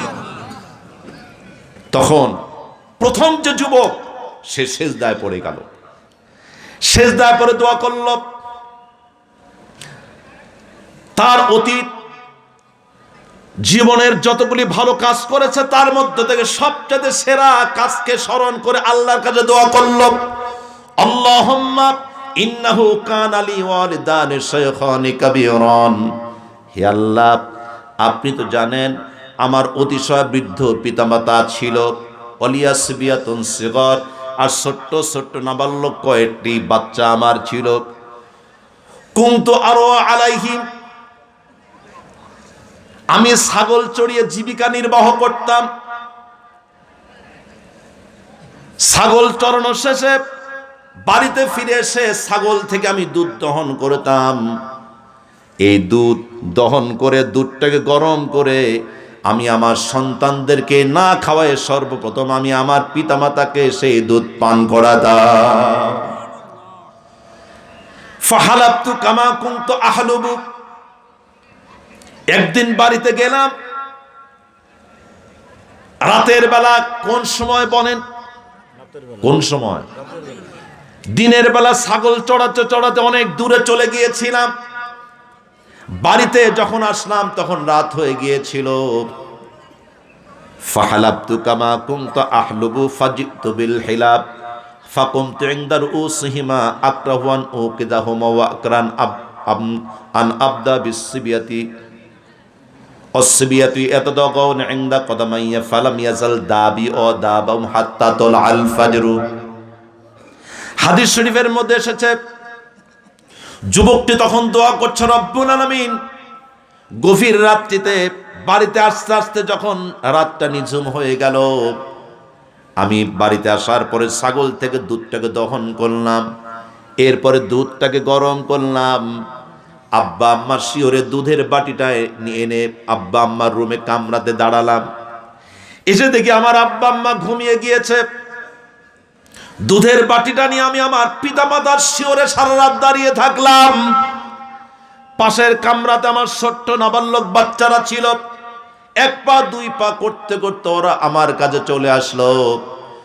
ওই দুধের বাটির দিকে লক্ষ্য করে আমার নাবালক বাচ্চাগুলি আমার দিকে তাকায় তাকায় কাঁদতেছিল ক্ষুধার যন্ত্রণার কারণে। সারাদিন ওরা খায় নাই, না খেয়ে আছে। ওই দুধের বাটির দিক তাকিয়ে চোখের পানি ফোঁটা ছেড়ে দিয়ে আমার কাছে খাবারের জন্য তারা কাঁদতেছিল। রব্বুল আলামিন, আমিও কাঁদতেছিলাম, আমার চোখেও পানি ছিল, আমার কলিজাটা সেই দিন ভেঙে যাচ্ছিল। আমার সন্তান ক্ষুধার্ত, আমার হাতে দুধের বাটি, আর আমার সন্তানগুলি ক্ষুধা সহ্য করতে না পেরে আমার পা ধরে কাঁদতেছে একটু দুধ পান করার জন্য। কিন্তু পাশের বিছানাতে আমার আব্বা আম্মা নিঝুম ভাবে ঘুমিয়ে আছে, গভীর ঘুমে আচ্ছন্ন। বাবা মাকে দুধ না পান করায় আমি আমার কলিজার টুকরা সন্তানদেরকেও দুধ পান করাতে পারবো না। সেই জন্য দুধের বাটিটা নিয়ে দাঁড়িয়ে আছি। সারা রাত ধরে সন্তানরা কাঁদতে কাঁদতে ক্লান্ত হয়ে আমার পায়ের কাছে ওরা ঘুমিয়ে গিয়েছে। আমি আমার সন্তানদেরকে এক ফোঁটা দুধ পান করতে দেই নাই। সকাল বেলাতে যখন ফজরের সময় আমার আব্বা আম্মার ঘুম ভেঙেছে, আব্বা আম্মা হাত মুখ ধুয়ে এসেছে, ওই দুধটাকে আমি গরম করে আব্বা আম্মার সামনে পেশ করেছি। বাবা মাকে দুধ পান করানোর পরে আমি আমার কলিজার টুকরা সন্তানদেরকে দুধ পান করাইছি। ফাইন কুনতা তাআলামু ইন্নী ফাআলতু যালিকা ইবতিগা ওয়াজহিক ফাফরুজ লানা ফুরজাতান নারা মিনহাস সামাআ।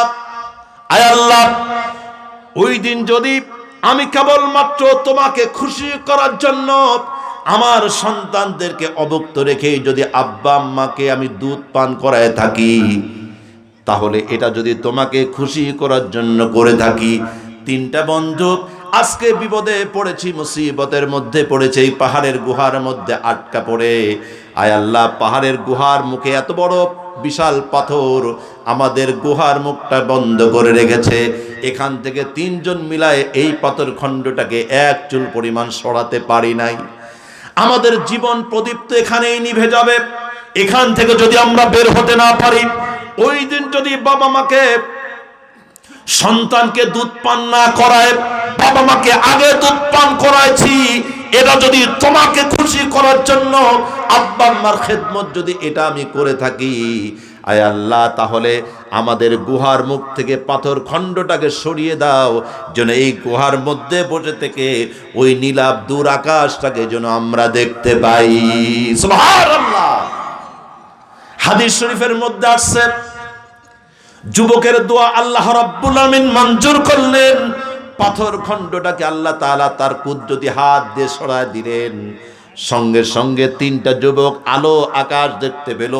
ওই গুহার মুখ থেকে, গুহার মধ্য থেকে সেই দিন তারা নাজাত পেয়েছিল। বলুন সুবহানাল্লাহ। বাপমার খেদমত করেন, বাপমার সেবা করেন, শুশ্রূষা করেন, আল্লাহর কাছে হাত তোলার সাথে সাথে আল্লাহ তাআলা আপনার দোয়াকে কবুল করে নেবেন। আপনাকে মুস্তাজাবুদ দাওয়ার পজিশন আমার আল্লাহ আপনাকে দান করবেন, বাপমা যদি আপনার প্রতি খুশি থাকে। আর বাপমা যদি আপনার প্রতি নারাজ হয়ে যায়, তাহলে নামাজ, রোজা, হজ, যাকাত, তাসবিহ, তাহলিল আদায় করেও কোনো লাভ নাই। বিষয়টা বোঝা গেছে? দ্বীনি ভাইয়েরা আমার, হযরত আবু হুরায়রা একদিন বাড়িতে ফিরতে দেরি করেছে, মা তাকে বকা দিল। আবু হুরায়রা, বাড়িতে আসতে এত দেরি হলো কেন? হযরত আবু হুরায়রা বললেন, হে আমার মা, যেই কদম চুম্বন করতে পারলে মানুষের ভাগ্য খুলে যায়, সেই মুহাম্মদ সাল্লাল্লাহু আলাইহি সাল্লামের কদম মোবারকে আমি এত সময় খেদমতে ছিলাম, তাই বাড়িতে আসতে দেরি হলো। মা তখন আবু হুরায়রাকে বকাঝকা করেছে, একটু হালকা পাতলা পিটানো দিয়েছে। তার কারণ মা মুশরিক ছিল। কি ছিল বলেন? মুশরিক ছিল। বাড়ি থেকে বের করে দিয়েছে আবু হুরায়রাকে। হযরত আবু হুরায়রা রাদিয়াল্লাহু তাআলা আনহু কাঁদতে কাঁদতে বিশ্বনবীর দরবারে চলে আসলেন। আল্লাহর হাবিব বলেন, আবু হুরায়রা কাঁদো কেন? হযরত আবু হুরায়রা বললেন, ইয়া রাসূলুল্লাহ, মা আমারে মেরেছে, সেই জন্য কাঁদতেছি। রাসূলুল্লাহ তখন বললেন, তোমার মা মেরেছে, এখানে আমি কি করতে পারি? আমার কোনো বক্তব্য নেই। আল্লাহু আকবার। আল্লাহর পরেই যার সম্মান, সেই বিশ্বনবী বলতেছেন, তোমার মা তোমারে মেরেছে, এখানে আমার করণীয় কিছুই নাই। আল্লাহু আকবার। হে রাসূল, আমি আপনার মাজলিসে আসি, বসি, একটু সময় কাটা, আপনার খেদমতে থাকি, এটা আমার বরদাস্ত করতে পারে না। আমার মা এই জন্য আমারে মেরেছে। তাও আবু হুরায়রা, এখানে আমি তো কিছু করতে পারবো না, এখানে আমার হাত বন্ধ। রাসূলুল্লাহর হাত এখানে কি বন্ধ? রাসূলুল্লাহর কদম আরশ আজিম পর্যন্ত চলে গিয়েছে, তার মর্যাদা কত বেশি, অথচ এখানে মায়ের ব্যাপারে এসে হাত বন্ধ হয়ে গেছে। হযরত আবু হুরায়রা বলেন, ইয়া রাসূলুল্লাহ, মায়ের নামে আপনার কাছে কমপ্লেইন করতে আমি আসি নাই। তাহলে কেন এসেছে আবু হুরায়রা বলো? হযরত আবু হুরায়রা বললেন, আমার মায়ের জন্য আপনার কাছে হেদায়েতের আবেদন নিয়ে এসেছি। আপনি দোয়া করলে তো আল্লাহ কবুল করে নেন। সঙ্গে সঙ্গে হযরত আল্লাহ রাসূল বললেন, আল্লাহুম্মা ইহদি উম্মা আবু হুরায়রা, হে আল্লাহ, আবু হুরায়রার মাকে আপনি হেদায়েত দান করুন। সঙ্গে সঙ্গে হযরত আবু হুরায়রা একটা দৌড় দিলেন। সাহাবায়ে কেরাম তাকে চেপে ধরেছেন। কি ব্যাপার আবু হুরায়রা, তুমি একজন সহজ সরল কোমল শ্রেণীর একজন মানুষ, কোনোদিন তো এরকম দৌড়ঝাঁপ করতে তোমারে দেখি নাই। কি হয়েছে, তুমি দৌড়াদৌড় করছো কেন? কি হয়েছে তোমার, এত ব্যতিব্যস্ততা কেন? কোনো দুঃসংবাদ কিনা? হযরত আবু হুরায়রা বললেন, আমাকে তোমরা আটকায় রেখো না, আমার একটু ছুটি দাও, আমারে যেতে দাও, আমার পথটাকে তোমরা রোধ করো না। আমি বাড়িতে আগে যেতে চাই, দ্রুত বাড়িতে যেতে চাই। বিশ্বনবী আমার মায়ের জন্য দোয়া করেছেন হেদায়েতের, আমি বাড়িতে যেতে চাই। আমি বাড়িতে আগে পৌঁছি নাকি রাসূলুল্লাহর দোয়া আমার বাড়িতে আগে পৌঁছে যায়? সুবহানাল্লাহ। আমি এটা দেখতে চাই, আমি আগে বাড়িতে পৌঁছতে পারি নাকি রাসূলুল্লাহর দোয়া আগে বাড়িতে পৌঁছে গেছে। আল্লাহু আকবার। সম্মানিত ভাইয়েরা আমার, সাহাবায়ে কেরাম আবু হুরায়রার পথ ছেড়ে দিলেন। হযরত আবু হুরায়রা বাড়িতে আসলেন, বাহির থেকে ডাক দিলেন মা। সঙ্গে সঙ্গে ভেতর থেকে কোমল আওয়াজ চলে আসলো, কে, আবু হুরায়রা নাকি? হযরত আবু হুরায়রা বললেন, আমার মায়ের কণ্ঠে আর কর্কশতা পেলাম না, আমার মায়ের কণ্ঠে আমি তাওহীদের নম্রিয়াত আমি পেলাম, লক্ষ্য করলাম। মা আস্তে করে দরজা খুলে দিয়েছে। দরজা খুলে দিয়ে মায়ের চুলগুলি আমি ভেজা দেখতে পেলাম। মা গোসল করেছে। মা আমাকে ডেকে বলতেছে, ওরে আবু হুরায়রা, তোমাকে ভর্ৎসনা করেছিলাম, বিশ্ব নবীর কাছে তোমার যাওয়ার জন্য আমি তোমাকে ভর্ৎসনা করেছি, মারধর করেছি, বকাবাধ্য করেছি। তুমি চলে যাওয়ার পরে আমার মনের মধ্যে একটা পরিবর্তন চলে এসেছে, অনুশোচনা আমার মধ্যে কাজ করেছে। বাবা, আমি ভুল করেছি। আমি যে ধর্মে তুমি দীক্ষা লাভ করেছো, আমি সেই ধর্মে দীক্ষা লাভ করতে চাই। তোমার বিশ্ব নবীর সামনে আমাকে তুমি নিয়ে যাও। সুবহানাল্লাহ। সম্মানিত ভাইয়েরা আমার, পিতামাতার খেদমত করা ফরজ। পিতামাতার খেদমত করাটাকে বলেন ফরজ। তাদের সাথে নাফরমানি করা হলো কুফরি। তাদের সাথে নাফরমানি করা কি? কুফরি। তার কারণ পিতামাতার খেদমতের জন্য নির্দেশ দিয়েছেন কে? আল্লাহ। কে দিয়েছেন? আল্লাহ। এই বাবা মা অনেকের মারা গেছে, ঠিক কিনা? বাপ মা মারা গেছে না? এখন আফসোস হয়, আহারে, যদি আজকে বাপ মা বেঁচে থাকতো খেদমত করতাম। বাবা মা মারা গিয়েছে, এখন সন্তানের জন্য 4টা কাজ। কয়টি কাজ? কয়টা? 4টা। এই 4টা কাজ যদি আপনি করতে পারেন, তাহলে বাপ মা জীবিত থাকতে আপনি খেদমত করলে যে সব হতো, আল্লাহ সেই সব আপনার এখন দান করবেন। সুবহানাল্লাহ। 1 নাম্বার, আদ-দুআউ লাহুমা। আব্বা আম্মার মৃত্যুর পরে সন্তান 4টা কাজ করবে। কয়টা? 4টা। 1 নাম্বার, আদ-দুআউ লাহুমা, আব্বা আম্মার জন্য আল্লাহর কাছে দোয়া করবে। 2 নাম্বার, অল ইস্তিগফারু লাহুমা, আব্বা আম্মার জন্য সন্তান আল্লাহর কাছে ক্ষমা প্রার্থনা করবে। নামাজের পরে সন্তান আল্লাহর দরবারে 2টো হাত তুলে বলবে, রব্বুল আলামিন, আমার বাবা মা যেহেতু মানুষ ছিলেন, তাদের জীবনের সমস্ত গুনাহগুলিকে মাফ করে দিন। মাঝে মধ্যে গোরস্থানে যাবেন, যাবেন তো? যাবেন তো? বলেন ইনশাআল্লাহ। বাপ মার কবরের কাছে গিয়ে একটু দাঁড়াবেন, দোয়া করবেন, আল্লাহ যেন বাপ মাকে মাফ করে দেন, আমিন। 3 নম্বর, অল ইনফাদু আহাদিহিমা, আব্বা আম্মার যদি কোনো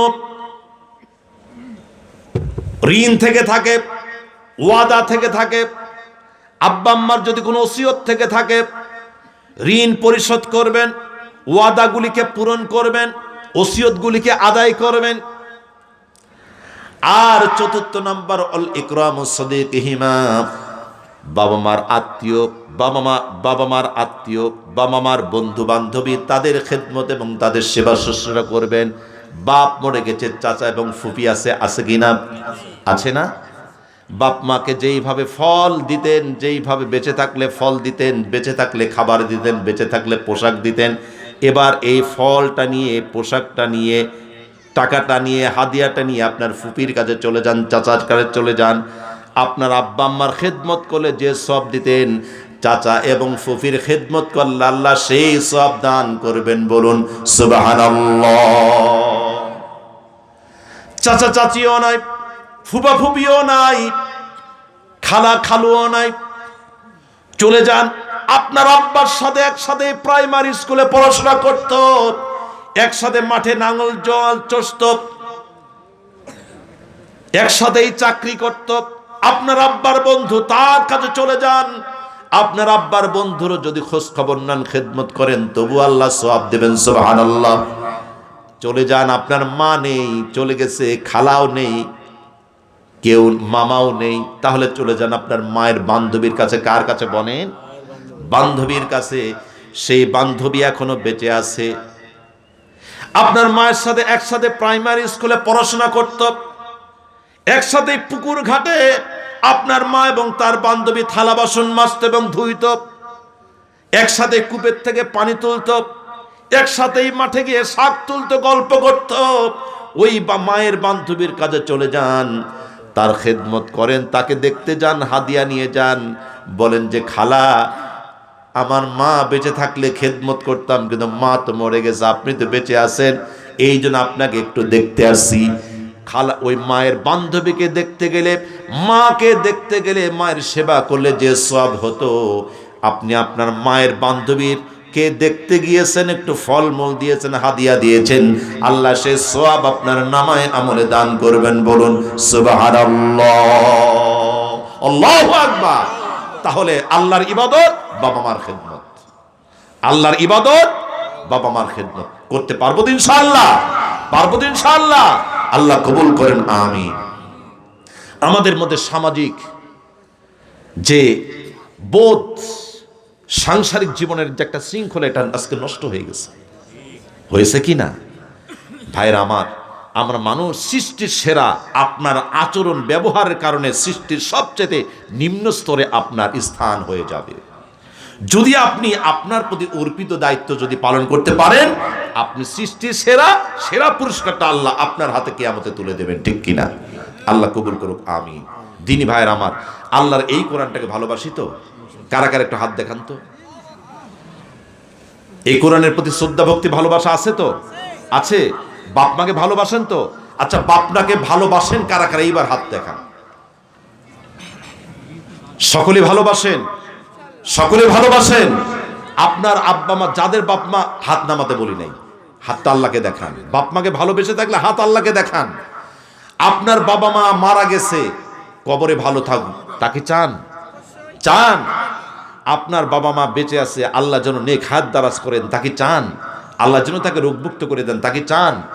তাহলে আজকে আল্লাহর দরবারে ওই বাপ মার জন্য আল্লাহর কোরআনের মাহফিলে মন করে দান করবে ইনশাআল্লাহ। পারবো? পারবো তো ইনশাআল্লাহ? আপনাদের কাছে মাহফিল কমিটির কিছু যুবক তরুণদেরকে তুলে পাঠাই দিচ্ছে, একটু কয়েকজন যুবক তরুণ একটু জানতো, আল্লাহর কোরআনের মাহফিলে যে যা পারবেন আব্বা আম্মার পক্ষ থেকে একটু দান করেন, একটু দান করেন।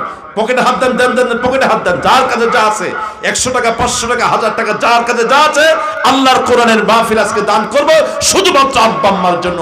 আল্লাহ যেন আব্বা আম্মাকে মাফ করে দেন, আব্বা আম্মার কবরটাকে জান্নাতের টুকরা বানিয়ে দেন, বেহেশতের বাগান বানিয়ে দেন। বাপ মার কবরে যদি কোনো শাস্তি থেকে থাকে, আল্লাহ যেন তার গফফার নামের মর্যাদার খাতিরে ক্ষমা করে দেন, এবং আব্বা আম্মার কবরটাকে জন্য আল্লাহ বেহেশতের টুকরা বানিয়ে দেন। আব্বা আম্মার শরীরের জন্য জান্নাতের পোশাক আল্লাহ পরিয়ে দেন, আব্বা আম্মার কবরের জন্য জান্নাতের বিছানা আল্লাহ বিছিয়ে দেন। আব্বা আম্মার নজর যতদূর পর্যন্ত যায়, আল্লাহ যেন কবরটাকে প্রশস্ত করে দেন, জান্নাতের নাজ নিয়ামত দ্বারা আব্বা আম্মার কবরটাকে আল্লাহ যেন ভরপুর করে দেন। বলুন আমিন। এই জন্য যারাই যাচ্ছে, যে যা পারেন দান করেন, যে যা পারেন দান করেন। মা বোন মহিলা প্যান্ডেলে যে সমস্ত মা বোনেরা আছেন, মেহেরবানি করে আপনাদের কাছেও নিজ নিজ দায়িত্ব আপনারা একটু দান করবেন ইনশাআল্লাহ। নিজ নিজ দায়িত্ব আপনারা একটু দান করবেন।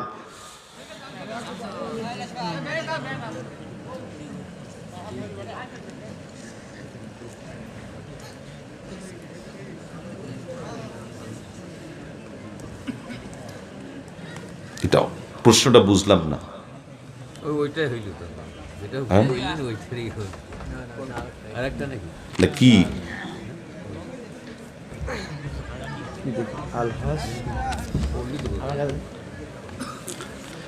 মেহেরবানি করে মুনাজাত না করে কেউ যাবেন না। একজন মহিলা প্যান্ডেল থেকে দিয়েছে, আচ্ছা আচ্ছা, মহিলা মানুষের দিয়েছে।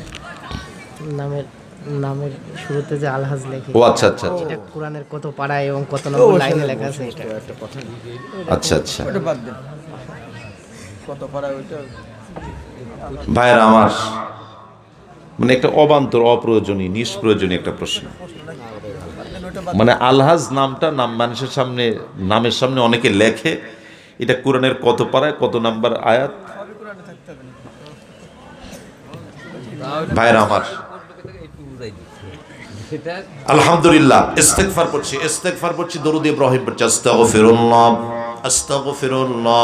আস্তাগফিরুল্লাহাল আযীম আল্লাযী লা ইলাহা ইল্লা হুয়াল হাইয়ুল কাইয়্যুম ওয়া আতুবু ইলাইহি।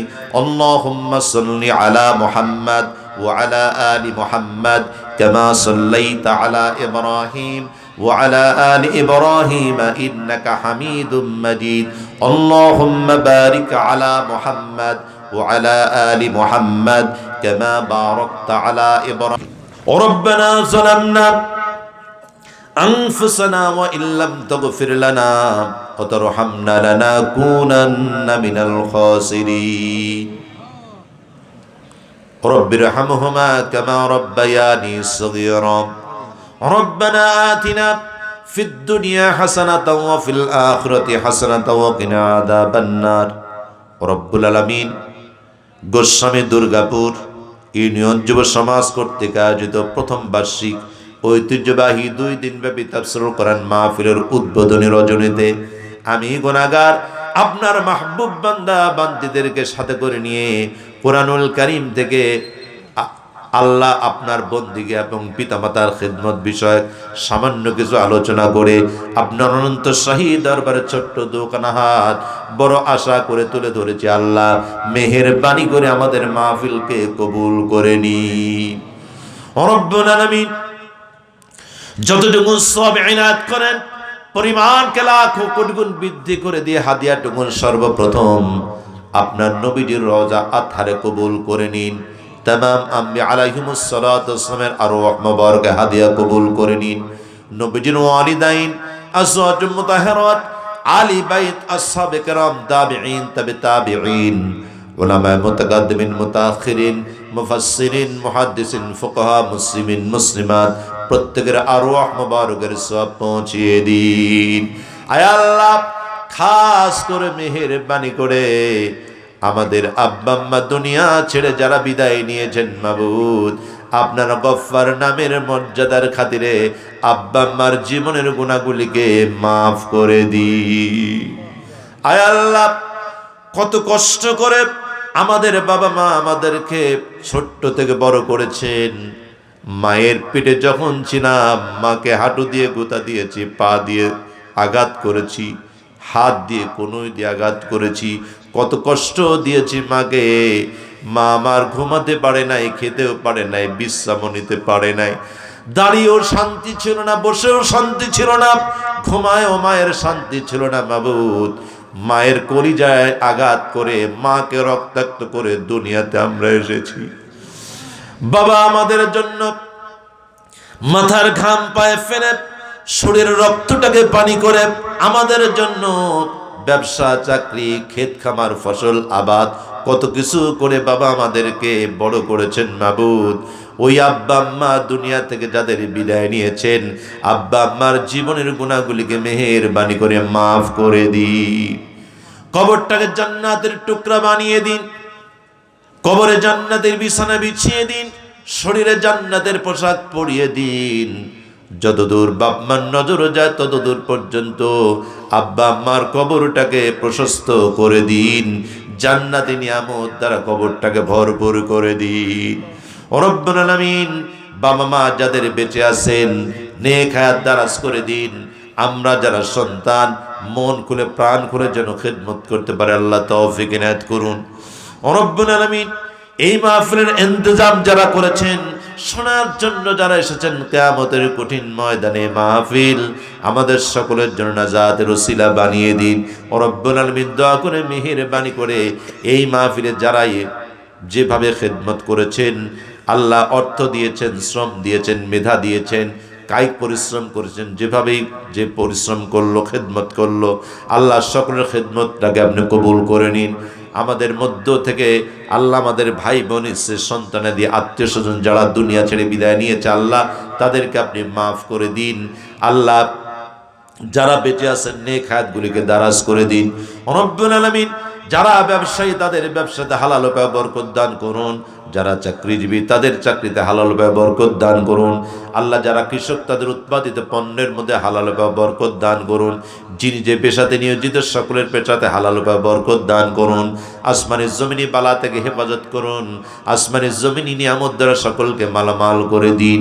আয় আল্লাহ, ফিলিস্তিন সহকারে গোটা পৃথিবীতে যত মুসলমান আছে আল্লাহ তাদেরকে আপনি হেফাজত করুন। ফিলিস্তিন সহকারে গোটা পৃথিবীতে যত মুসলমান দুনিয়া ছেড়ে শাহাদাত যারা বরণ করেছেন তাদের কবরটাকে জান্নাতের টুকরা বানিয়ে দিন। আল্লাহ তাদেরকে আফজাল সোহাদা হিসেবে কবুল করে নিন। বাংলাদেশের স্বাধীনতাকে কবুল করে নিন, সার্বভৌমত্বটাকে কবুল করে নিন। আল্লাহ বাংলাদেশে ধর্ম বর্ণ জাতি নির্বিশেষে আমরা যারাই বসবাস করছি এই দেশ মাতৃক আমাদের সকলের জন্য নিরাপদ করে দিন। এবং আন্তর্জাতিক শত্রু থেকে আমাদের দেশটাকে আপনি হেফাজত করুন। বাংলাদেশে আপনার জমিনে আপনার দ্বীনকে কোরআনকে আল্লাহ পার্লামেন্টে কবুল করে নিন। সকলকে ঐক্যবদ্ধ হওয়ার তৌফিক ইনায়াত করুন। আল্লাহ আমাদের মধ্যে নম্রিয়ত দান করুন, কর্কশতা পরিহার করার তৌফিক ইনায়াত করুন। আল্লাহ আমরা যেন মানুষের সাথে সদাচরণ করতে পারি, সদ্ব্যবহার করতে পারি, ভালো ব্যবহার করতে পারি। আমাদেরকে আখলাকে হামিদা তথা প্রশংসনীয় চরিত্র দান করুন। রব্বুল আমিন আমাদেরকে বিনয় বিনম্র হওয়ার তৌফিক ইনায়াত করুন। 5 ওয়াক্ত নামাজি হিসাবে আমাদেরকে কবুল করে নিন। আমাদের সমস্ত নেক মাকসুদগুলোকে আপনি পুরা করে দিন। আমাদের প্রত্যেকের আয় রোজগারে আপনি বরকত দান করুন। যারা অসুস্থ মেহেরবানি করে পরিপূর্ণ সুস্থতা দান করুন। যারা বিপদগ্রস্ত আল্লাহ বিপদ থেকে মুসিবত থেকে হেফাজত করুন। এলাকার যদি কোনো যুবক তরুণ আল্লাহ প্রবাস জীবন যাপন করে থাকেন তাদেরকেও আপনি ভালো রাখুন, সুস্থ রাখুন। তাদের প্রবাস জীবনকে আপনি বরকতময় করে দিন। আল্লাহ দয়া করে মেহেরবানি করে আমাদের এই দেশ সুজলা সুফলা শস্য শ্যামলা পূর্ণ এই দেশকে আপনি অভাব মুক্ত করে দিন। প্রত্যেকের প্রয়োজনকে আপনি পূরণ করে দিন। নিত্য প্রয়োজন প্রত্যেকটা জিনিস মানুষের ক্রয় ক্ষমতার ভিতরে এনে দিন। আয় আল্লাহ আসমানি জমিনি বালা বিপদ মুসিবত থেকে আপনি হেফাজত করুন। আয় আল্লাহ আপনার নিদর্শন লস অ্যাঞ্জেলস, আমেরিকার লস অ্যাঞ্জেলস শহরে আপনার নিদর্শন দেখা দিয়েছে। দাবানল আল্লাহ যারা মুসলমানদেরকে মারার জন্য অস্ত্র সরবরাহ করত, অস্ত্র তৈরি করত, আজকে তারাই তাদের অনেক বৈজ্ঞানিক উৎকর্ষতা থাকা সত্ত্বেও আপনার প্রদত্ত গজব থেকে তারা রেহাই পাচ্ছে না। এই যে আপনার নিদর্শন, এটাকে বুঝে আমাদের প্রত্যেকের মধ্যে খোদাভীতি অর্জনের তৌফিক আমাদের সকলকে নসিব করে দিন। আল্লাহ এই পৃথিবীতে যত বিপর্যয় ঘটেছে প্রত্যেকটা বিপর্যয় যে আমাদের পাপের ফসল এটা বুঝার তৌফিক আমাদের সকলকে নসিব করে দিন। এবং এই সমস্ত পাপ পঙ্কিলতা থেকে নিজেদেরকে বাঁচানোর ইমানের শক্তি আল্লাহ আপনি আমাদেরকে নসিব করে দিন। আমাদের জীবনের ছোট বড় গোপনীয় প্রকাশ্য সমস্ত পাপগুলিকে আপনি মাফ করে দিন। আল্লাহ আমরা আপনার দরবারে তওবা করতেছি, মেহেরবানি করে আমাদের জীবনের গুনাহগুলিকে মাফ করে দিন। আয় আল্লাহ 2 দিন ব্যাপী তাফসীর কোরআন মাহফিলকে কবুল করে নিন। মাবুদ মেহেরবান, দয়া করে মেহেরবান করে কিয়ামতের কঠিন ময়দানে আরশে আজিমের ছায়া আপনার হাবিবের সুপারিশ বিশ্বনবীর পবিত্র হাতে হাউজে কাউসারের পানি আমাদের জন্য কবুল করে নিন।